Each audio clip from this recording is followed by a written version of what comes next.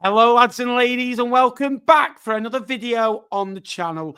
Today is September, but we're going to go through August, review it, 25-30 minutes or so, an hour. We're going to review League One from August, the results, key points. We've already done a transfer video ranking where we got pretty annihilated in the comments, so thank you for that. I'm going to go through it. We are only 6 games in. Nothing is won in August, as Jake Tong always says. If Lincoln City were top of the league, probably a little bit different. How are you, Jake? You okay, mate? I'm good, mate. We've had a very good August, as you well know. Yeah, I'm good, mate. I'm enjoying going to the football again. It's nice, isn't it? Rather than having that break. But yeah, no, I'm good, mate. You caught me out just after a 3-0 win over Notts County last night on Tuesday. So yeah, I'm in a very chipper mood. It has to be said. If they'd lost that 3-1, no one cares about the cup, by the way. That's exactly what it'd be. Yeah, no one cares about the cup. No one cares about the cup. But if you haven't already, make sure you give us a like, subscribe. Let's go for 100 likes. We asked for 100 likes on League 2. We're going to ask for the same again here on League 1 for the review for August. And these will be a thing throughout the month. We've also got the League 1 lives, as you can see on your screen now, where we basically just talk football every Sunday. But this is going to be a monthly show. And it might not be completely analysis on 5-6 minutes on every team. We're just going to give every team a bit of a mention. Peterborough United will start off with a currently sit bottom of the League One table. Just the 2 goals scored, 11 against, some poor defeats in there. They did pick up a point against Bradford, but other than that, it's been 5 defeats. The manner of it, they look really out of shape. The squad looks all over the place. A bang average squad, and they could be really in trouble, Jake.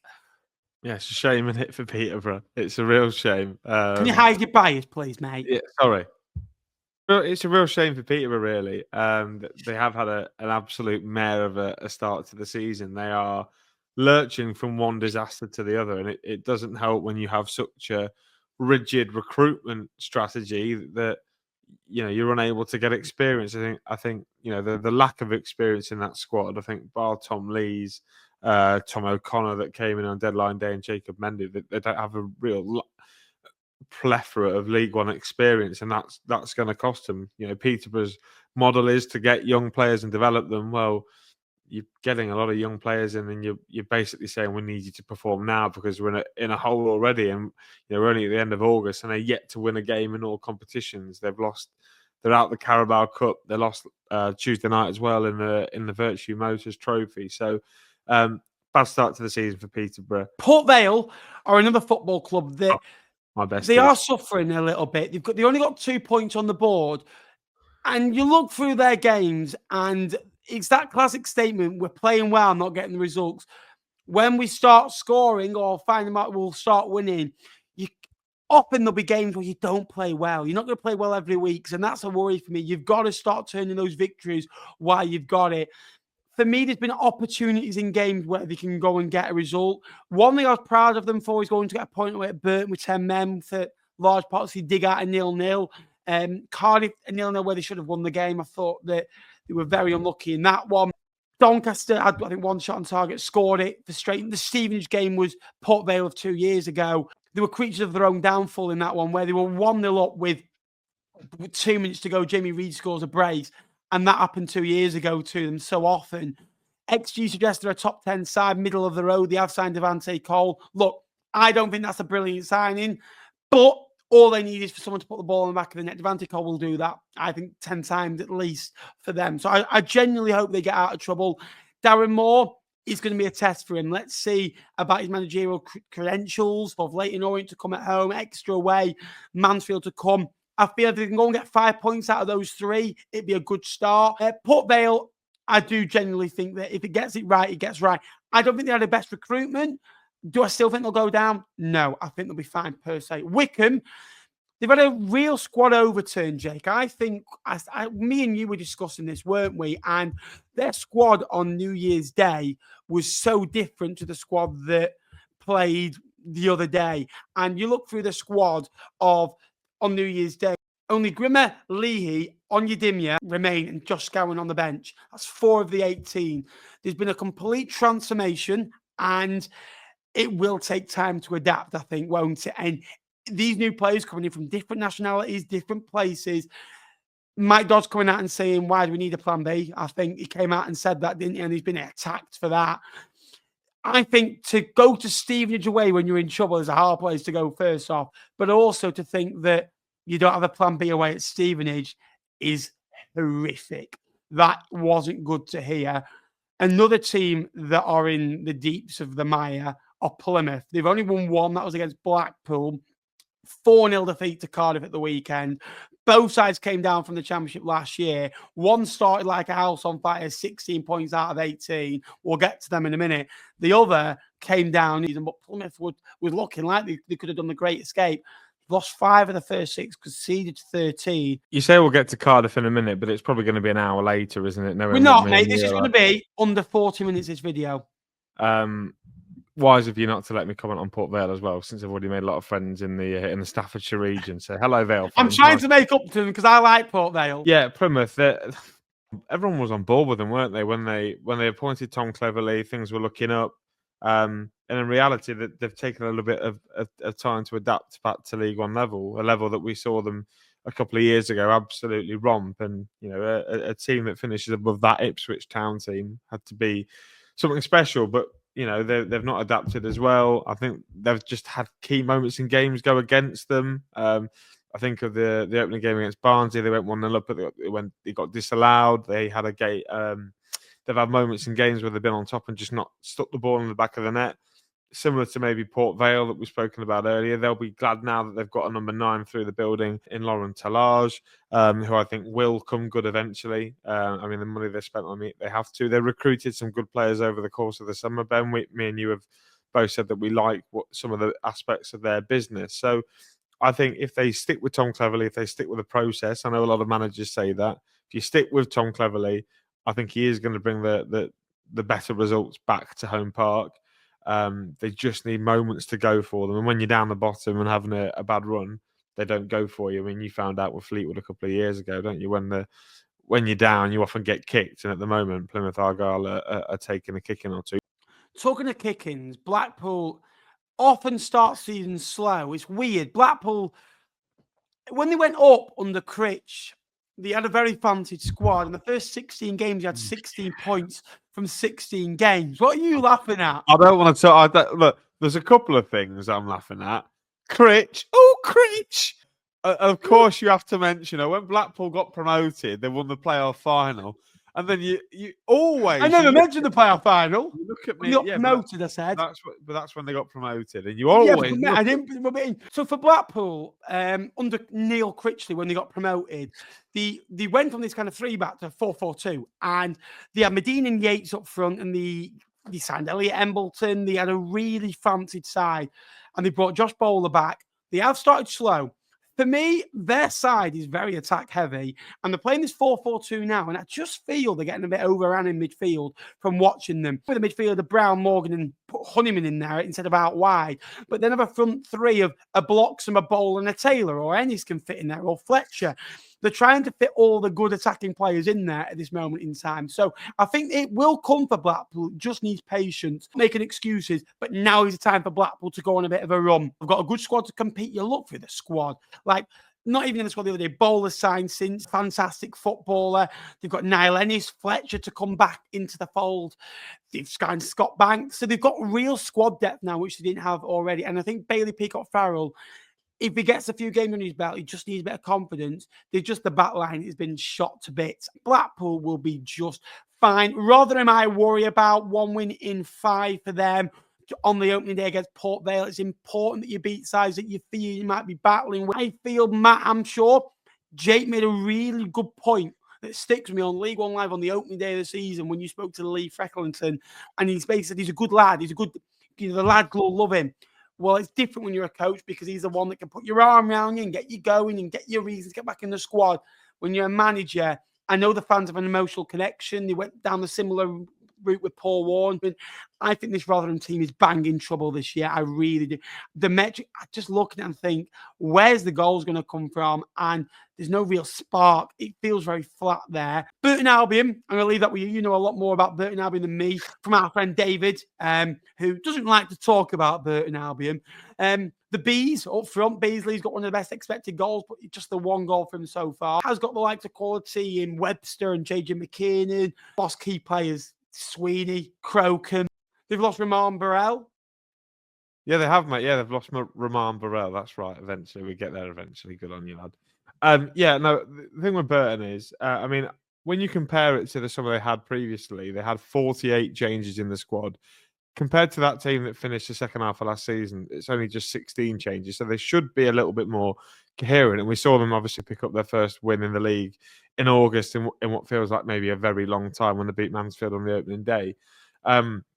This thing with this Burton team has been, and obviously they've won a game, but they're creating chances. Like, I think they've missed some of the most biggest chances in the whole league in terms of numbers, and they've been ahead in games against Barnsley in a great position, winning 2-1, and then lose the game. Stockport away 1-0 up, admittedly that they lose the game. Two good sides there, in my opinion.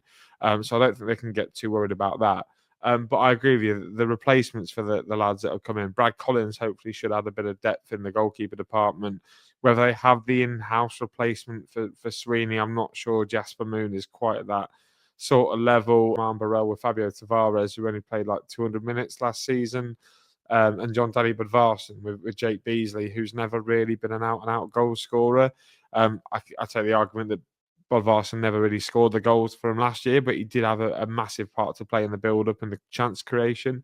So yeah, I think it's been a slightly concerning start, but I think once they maybe play teams that Burton are expecting to compete with, maybe like a Rotherham, like, I don't know, an Exeter or Lincoln up next.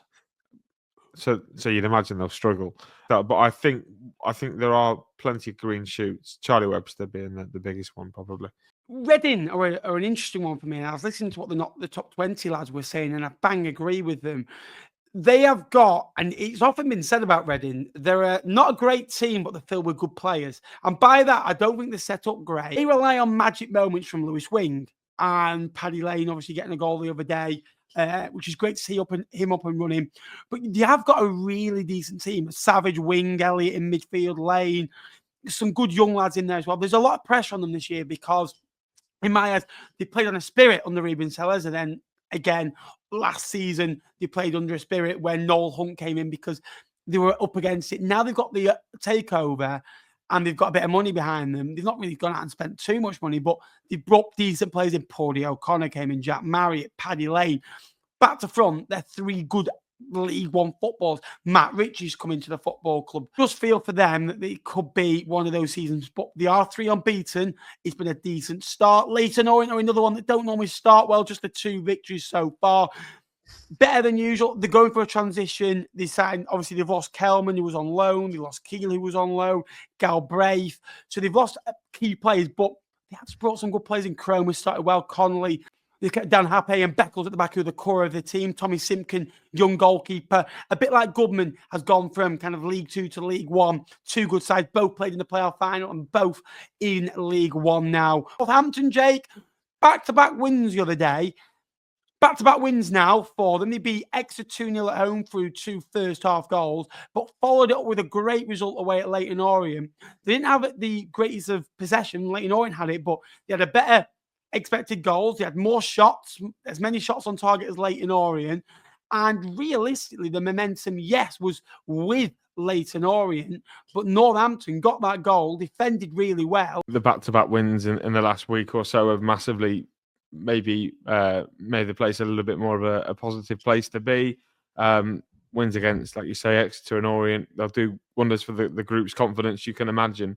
But before that, I don't think you can get over how dour they were. They had some really poor performances in those first couple. Away at Wigan, they were horrifically pretty bad. In the game against us, I thought they were decent. They were okay, but they never had that goal scoring threat. What they were relying on was poor Ethan Wheatley to get them up and running. I mean, now he scored in that game against Exeter. Hopefully that can give them a bit of a bounce. But yeah, going forward, that was my biggest concern with Northampton. They've never been a free-flowing, goal-scoring team. Not even I can think of the days under Wilder or even the when they were getting promoted in the COVID year. Never been a massively free-flowing team, and they have to acknowledge what they are. And I think they have done that over the last maybe 7 to 10 days, and that's why they've been able to get some better results. So, yeah, for their fans, I'm sure. I mean, obviously, we didn't do ourselves any favor. Well, I didn't do myself any favors with a transfer rating video. I still completely agree with what I said, but I do think they perhaps maybe need to be a bit more realistic about the games that they can pick stuff up in, and I think that. Well, hopefully we'll see them do well because, like I said, I don't want to doubt Kevin Nolan for a second time, but I think he's up against it this year. Bolton Wanderers, they've won 1, they've lost 1, they've drawn 4. Now, you look at their start, their first 6 games, losing to Stockport County on the opening day, that swings and roundabouts. Beat Plymouth, back it up, great victory. If you said to Bolton fans you're going to win 1 and you'll lose 1, they probably would have taken that. But from that's a really... At the start of the year, you don't know what they're going to be. Plymouth and Stockport are tough 2 games. Then would have taken a couple of draws at Barnsley and Blackpool away. And I know this is a side that wants to get up and wants to win every game. But sometimes you've got to go to a team and think, right, a point's good.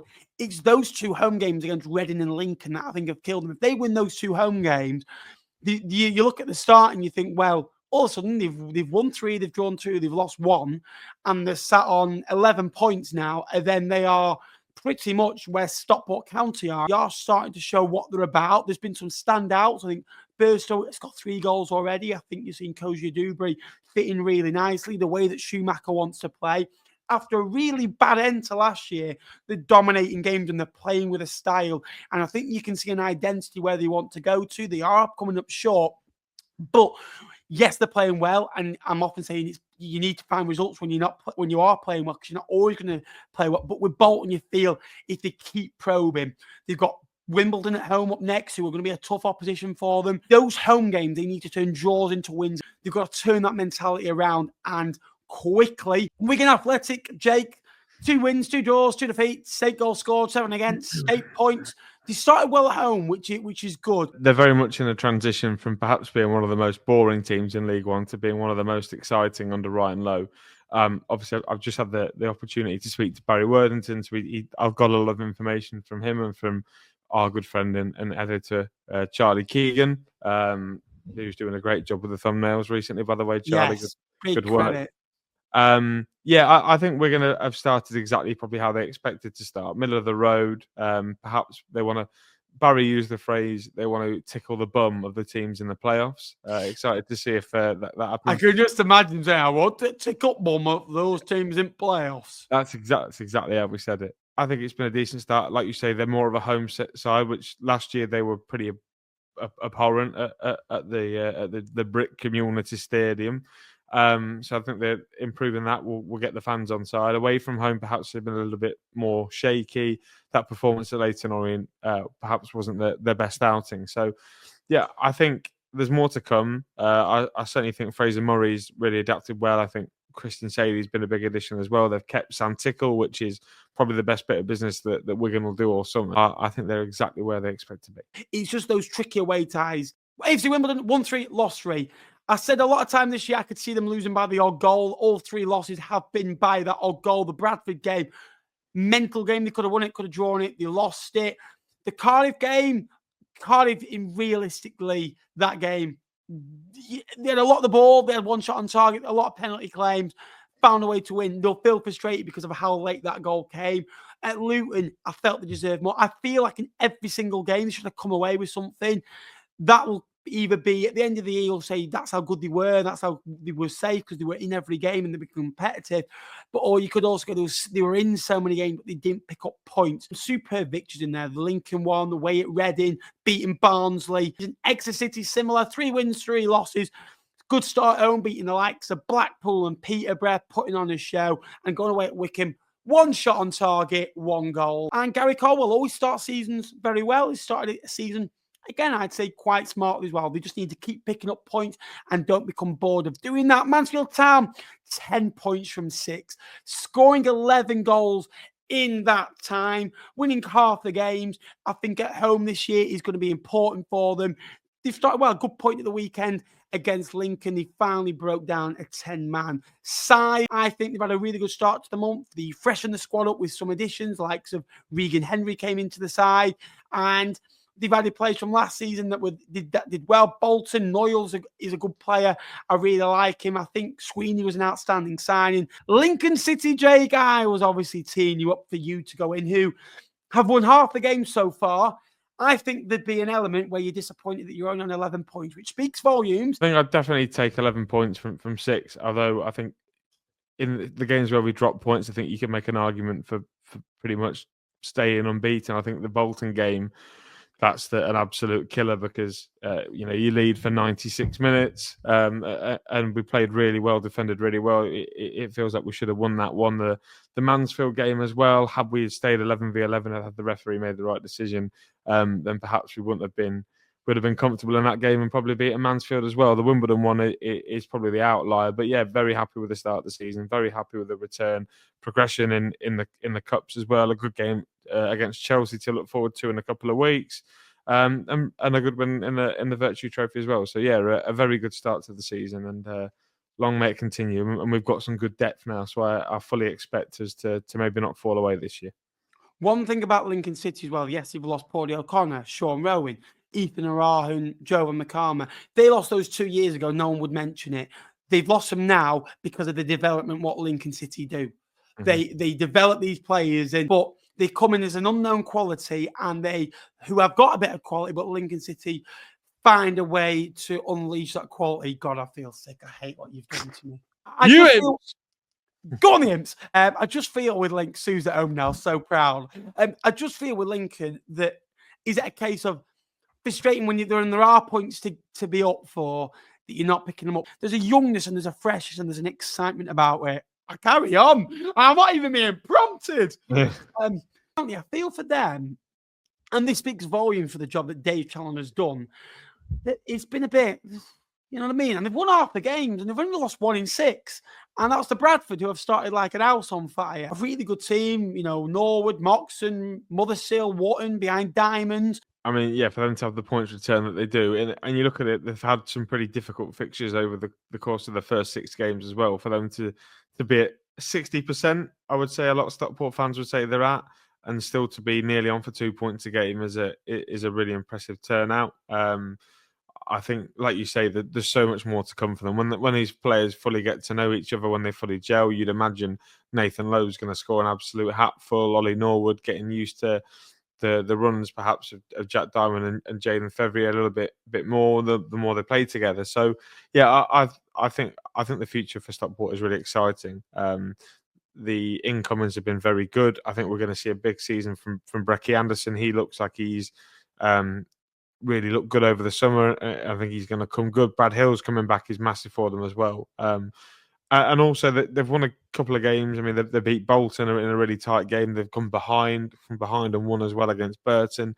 So all these things that you want to tick off, they've won away from home. You want to tick all these things off early as you can in the season, and Stockport are doing that despite perhaps only being at 60%. And when they get going, I think it's going to be difficult for the rest of the League One to keep up. Luton Town have got all the elements to be a really, really good team this year. And you look through the squad, it's got quality throughout it. And they've started quite well, to be fair. From 4 wins, 2 defeats, lost at home to Cardiff.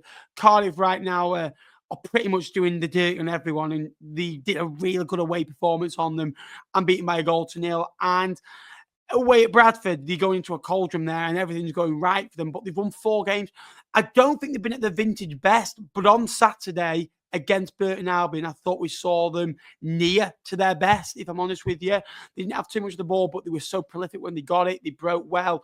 They've got a really, really, Nordis in behind Yates, knows how to get promoted at this level. And I think you've got a really saucy 11. Matt Bloomfield, again, took time to get going, but like he did at Wycombe, they've got one coming to Lincoln. They've got, I think they've got to go away at Northampton. So that's where I think they'll be tested, because I think at home at the Kenny, I think they'll be just fine when he gets going. And it's Saturday for the next 3 months. And they've got a decent squad size. So I think that if they get into some momentum, they'll be hard to stop. Huddersfield Town, Northern football, perfect at home. No goals conceded there yet, but 6 on the road in the last couple of away games to Blackpool and Barnsley. When it gets frantic for Huddersfield away from home, they're often crumbling a little bit. Big moments, sending off Rowan Goodman away at Barnsley, but they're just conceding in wrong moments at this moment. But they're still a group that are gelling together with a lot of new arrivals. You look through that starting 11, Owen Goodman came in this year, Sean Rowan came in this year, Joe Lowe came in, Feeney, Gooch. The whole back four is new together. Leyton and Harness also came in. Then you've got the likes of Ruskin, who only came in, I think, in January. Herbie Kane's been in and around the football club. Ben Wiles has been at the football club. But there's a lot of players there, Jake, that are still mixing. But to get 12 points from your first 6 is a decent start. Yeah, it's a very good start for Huddersfield. And I completely agree. We've said it about Stockport a little bit. These players need to gel. They've signed so many players, so many quality players. I mean, you know, if you check out the League One transfer ranking video that did the other day, which I'm sure Ben will have in the little I button up here, maybe at some point, maybe now as we're talking about it. We said that they have the best window in all of League One purely because of the quality they brought in. Once that quality settles, you'd imagine that this Huddersfield team, this Huddersfield Town super team, fueled by Marston's, are going to go on an absolute run and purely romp the entire league. I mean, they scored 6 last night against Newcastle's kids. I know it's the kids with a rotated team, but they've had some hard games in there, Huddersfield Town, in fairness, and they've been away at Barnsley. They played Stevenage, who started well. They've been away at Blackpool. They've been away at Reading already as well. And they've played the playoff finalists from last season previously as well, who tonked them at their own place last season. So, yeah, I think it's been a decent start. I still like Stockport. I think Huddersfield are maybe playing at 80%. And I fully expect that when they're playing week to week rather than every other day nearly, we're going to see this Huddersfield team really go for it and try and get themselves automatically promoted. Doncaster Rovers are another one. They've only scored 6 goals, conceded 4. But what I like about them, they're winning by the odd goal. Port Vale away, I think they had 1 shot on target, they score it. They beat Exeter 1-0 late on. Big result at the time. Mansfield Town, they were 1-0 down late. Owen Bailey, who I absolutely love. I know Jack Kershaw loves. He got me on the trend of Owen Bailey. And I think we've seen a real player coming from League 2 to League 1. The signing of Robbie Gotts. I think they've got good players from last season League 2 in the League 1. Luke Molyneux said at the football club. They've won the last 4 now in all competitions. They're not vintage, but they get the job done. And I felt they'd easily be mid-table. Did I feel they'd start as well as they did? No. With respect, they beat Port Vale, they beat Exeter, they've beaten Mansfield in there, and they've beaten Rotherham. Don't get me wrong, all victories that you've got to win, who's put in front of you, they are 4 clubs that Doncaster Rovers will be targeting to be above. So it's a good start for them. They're beating who they should. They're playing okay. They're not conceding goals. They're getting points on the board. There'll be excitement. I think there'll be, let's not get too ahead of ourselves. Still, the aim is to consolidate and then build when we get to the 48, 49 point mark. I'm not discrediting what Doncaster are doing. It's been a great start. Grant McCann's still a young, fiery manager that's got a promotion at this level before. Let's see. Dare to dream for Doncaster Rovers. And Barnsley, Conor Hourihane. There's always excitement at Oakwell with goals. Normally for the away team as well. There's always a goals for both teams. Naughty. There's been 11 goals scored, 7 against for Barnsley. So it's goals. Conor Hourihane changing formation. There's excitement at Oakwell this season. They've started well, just the 1 defeat in 6. That was away at Wimbledon. But some key victories in there. Plymouth, Huddersfield in there, away at Peterborough. Burton Albion from 2-0 down. It's Orient ball, isn't it? That's the... Bring the glory days again. That's what we're calling them. Yeah, there is. There's a real... I mean, you said it about Lincoln, but there is a real freshness about this Barnsley team. They are energetic. They are playing pretty much for the manager. And you look at the recruitment, it's been a pretty decent window for them. They've been able to bring in. What I do like about Conor Hourihane is that he's bringing in the youth. He's trusting in the young lads that are coming through the academy. You know, the likes of Flavel in goal. Bland's had a go in midfield as well. You've got younger Nathan having a big role this season as well. And most importantly, they've kept Davis Keeler and added David McGoldrick, who we know if you put him in front of goal, he's going to score. They kept Connell, they kept Phillips. They've signed some, Shepherd's come back in after a good season. They've got Murphy Cooper, who's had a decent season last year with Stevenage and added to that for this year. So, yeah, a really good start to the season. Much more positive football for Barnsley. Good at home, which is unlike Barnsley. But if they can keep that away record that they had over the last couple of years, they could really be a force. But good start, small building blocks, and we'll see how they get on. But I'm liking it from Barnsley. I don't think there's a more positive place right now in the EFL. There might be as much so, but Bradford City are on the wave of promotion. They've started unbelievably well. They're in the third round of the Carabao Cup. They're unbeaten still. They've scored 10 goals. They've got one of their own who's one of the best players in League One right now in Bobby Poynton.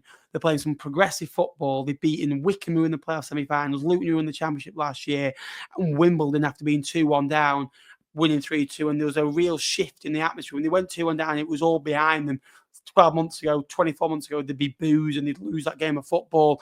It's been a massive shift. It's been an unbelievable start. And I expected them to do well this year, but maybe not as well as they did. I think they suit not having the ball. I think Bradford are that type of club that don't have the ball. They can point on you with their attacking flair. And I think maybe when low blocks come, Wimbledon, to be fair, had a go and show what they're about in an attacking sense at times. But we're going to see different sides of Bradford City, I feel, this year, especially at Valley Parade. And it's good to see Bradford back in the third tier. It really is, because they've been a breath of fresh air. Graham Alexander's football, it normally starts well and hits a muddy period in the middle part of the season. So that'll be the test. But they'll feel they can go anywhere and get 3 points. They came up with Doncaster. That's going to be a great game. And look, Doncaster have started well. Bradford have started well. Both Yorkshire teams, both were outstanding in League Two last year. Both got promoted in great fashion. Ended the season unbelievably well, both of them. Stevenage have started ever so well, haven't they? You wouldn't really know about it, Jake, if there wasn't a certain Mr. Matthew Farley, who's definitely watching this video right now. They've not conceded a shot on target at home. They've been so good at home. Yes, they've only beaten Rotherham, Northampton, Wycombe, but they're getting over the line and they beat Port Vale away. Team you'd expect Stevenage to beat, but 5 wins out of 6, 15 points. Farley's telling me they're not going to finish outside the top 8. That's what he's saying. Only 9 goals scored, but 4 goals against. This Stevenage team will get underestimated because they're called Stevenage Borough, but they've actually got a quite nice team, haven't they? You say there's not a more positive place in the EFL at the minute than Bradford City. Well, you've clearly never been to Farley's house in Ware, because I can imagine that is equally as buzzing. He probably celebrates the alarm going off. That's the sort of bloke that Farley is. Yeah, it's 6 a.m. Come on, the boys! Yeah, another day of supporting the Borough, the boys, my favourite team. This Stevenage team have started off very well, quite annoyingly as well. But yeah, no, they are. They've got some good wins. I know we said, look who they've beaten, but you have to beat these teams in order to prove that you're not one of those that are going to be down the bottom. But they went away to Huddersfield and lost by a singular goal. I don't think there's any shame in that. But some really big wins in there. Not to have conceded at home in games against Wycombe, Rotherham, and Northampton is impressive. The comeback against Port Vale, the 5-1 win last night against Wimbledon in the Cup, even though it was a much changed team for both 11s. Look, they've got a run now coming up after they play. Obviously, after the international break of Mansfield, Exeter, Leyton, and Leyton Orient, if they can pick up another 6-7 points, they'll pretty much be halfway to safety, and what we know about it. So, yeah, a very good start to the season, very strong, and I think they're. I think they're here to hang around for a long time. So we'll wait and see. But a very good start to the Stevenage season. Cardiff City have started really well, underestimated by a lot of people, myself included. We are only 6 games in, but so far I'm eating humble pie like you wouldn't believe, and they've started really well. Brian Barry Murphy, young coach. I thought it was going to be a progressive appointment. I thought he would do a good job, but I didn't think it'd be an appointment where it'd be bang straight at it. I thought maybe the first year might be a bit up and down. Second season, we'll see a system. And year 3, wow, we'll see a team thrive. And he's developing the players that were there last year. but also Nathan Trott coming in. Have you ever seen a goalkeeper coming in and have an unbelievable impact the way he has? 5 games, 5 clean sheets. And it's not like he's having nothing to do. He's been outstanding in a number of games. They made vital. I think away at Luton, there's about 5 unbelievable saves that, look, don't get me wrong, probably go in the back of his net if Cardiff aren't on a thrive, but it's the look, not the luck, but kind of the advantages you get when you're top of the table. Things go your way, where past 2 years, that'll probably fly in the back of the net because everything's going against Cardiff. They've started unbelievably well. They're playing this great brand of football, possession-based football, high intensity. We scored 4 goals the other day. Yes, 2 were deflections, but there was a really nice goal by Wintle. I think Colwell's really thriving. Willock as well, thriving. They've come down a level. It's nice because they've not been used to winning too many games of football in the Championship. They've been kind of winning maybe 1 in 3 at the very best. Now, all of a sudden, there's a bit of positivity around the football club again, and they've started really well. Tough test away at Stockport County, don't get me wrong, but they'll feel that at this moment in time, they can go anywhere and win coming up. So they probably think the break's come at a wrong time for them a little bit, because they're thinking we're just getting into our stride. But they're scoring goals, they're keeping clean sheets, they're going away at big places and winning. They've got, fairly young players there, but a bit of experience in there as well. Brian Murphy has just changed the mentality from this Cardiff City, they're a bit dull, to a real young, freshness, hungry side that play the way they want to. It will be tested throughout the season against bigger physical sides, but there's no reason why this side can't get through it in my eyes. And look, I've been critical of them so far, and every time they've come back at me for a win. So, Cardiff fans, I hope you're not too against me, but you've done well so far, and all the results are in the green. And look, they even got a point at Port Vale where they didn't play too well. So that shows you a sign of a decent team to stick in there. 11 goals scored since the last conceded a goal as well. Not a lot to say there, Ben. You've pretty much took it all. But yeah, I think the big thing that I would like to add is the continuity is a massive factor, I think, as to why they're doing really well. A lot of these lads have already been in the building for a while. They've played together.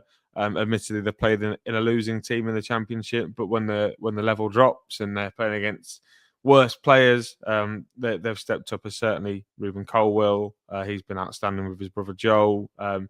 Ollie Tanner, I know it's a shame that he's out injured, but he started the season particularly well. Look, they're a great side. They play good football. Brian Murphy, we knew what was coming. Maybe Cardiff fans didn't know as much as what was coming, but I was a little bit sceptical that I didn't think it was going to work. Clearly, the coaching over the summer has been outstanding. They've got them prepped away exactly how he wants them to play that style of football, and it's working at the moment. And long may it continue for the Bluebirds. I'm sure that they're buzzing to have their football club winning again. Let's have a look at it over the Christmas period, where different colour ball comes out and it becomes a different league in the winter months, a different weather, the different pitches. It's going to be a different style. And that's my big testament. Let's see if they get through that. They didn't win a game from March onwards till the start of this season. So that losing culture they came down with, you know what I mean? And to pick that up straight away, coming in as a manager, late on as well, it wasn't like he came in straight away. Full credit to them. Thank you so much for watching today's video. This has been August review.